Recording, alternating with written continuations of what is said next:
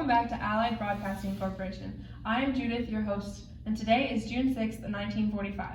Today marks the one-year anniversary of the Great D-Day invasion. Before we get started, let's please take a moment of silence for the roughly 4,400 who lost their lives and the 9,000 missing or wounded.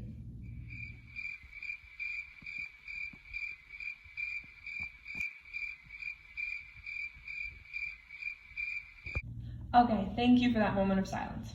Let's get started with our topic for today. It has already been a year since the D-Day invasion, one of the largest military assaults to date. The invasion required great planning on the Allied forces' side, and man, did we pull it off. My co-host Beverly is joining us right now. Hello, Beverly. Hello, Judith. It is so nice to be here today. D-Day was also known as Operation Overlord. Not many people knew that until a few months after the invasion. The United States carried out that large-scale deception campaign, and it was so successful. It tricked the Nazi Germans so much, I tell you. It really did, Beverly. They used fake equipment like tanks and camps. They created a phantom army supposedly based out of England, double agents and fraudulent radio transmissions. Those Germans really thought Pas-de-Calais and Norway were the invasion targets. It really is amazing what the Allied forces did. In all reality, though, D-Day would have been nearly impossible without the United States. The United States joined the war efforts in December 1941, as many of us know. Where it really started was with Eisenhower being appointed commander of Operation Overlord in January of last year. And then in the months leading up to June 6, Eisenhower started carrying out the deception campaign. I would say he did a very good job. I can't imagine the pressure he was under commanding such a huge operation. And to keep it all a secret, wow. I know, I certainly would have been stressed and nervous. That's a lot to handle. But did you know that the invasion was actually supposed to happen on June 5th, a day earlier than it actually was? I did not know that. Why? Eisenhower actually originally picked June 5th as the date of the invasion, but due to weather and the days leading up to the 6th, Eisenhower delayed the invasion 24 hours. Interesting. I did not know that. One thing I have always found fascinating is the glider troops Eisenhower flown in at night. It is quite amazing what he did there. He had silent gliders fly in paratroopers and land behind enemy lines. It was critical for those troops to hold bridges, roads, and airfields to prevent German reinforcements from coming in.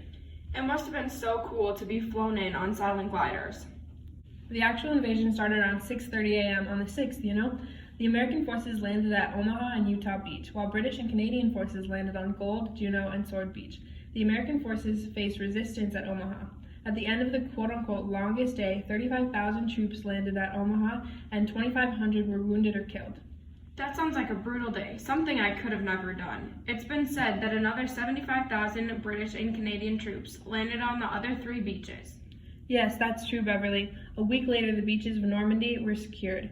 Many thought it took less time than that. Some 326,000 troops, 50,000 vehicles, and 100,000 tons of equipment had come ashore in Normandy. That is a lot of troops and equipment coming ashore. I'm sure those played a huge role in the Allied forces pushing inland. The Allied forces actually continued to fight across France up until August.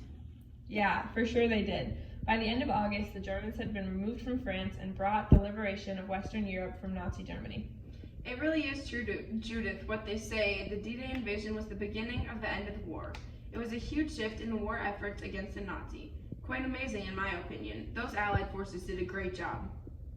Well, folks, I think that wraps it up. Beverly and I have covered a great deal on our segment today. This is Allied Broadcasting Corporation. I'm your host, Judith, and my co-host, Beverly. We will see you all again tomorrow. Good night, and thank you.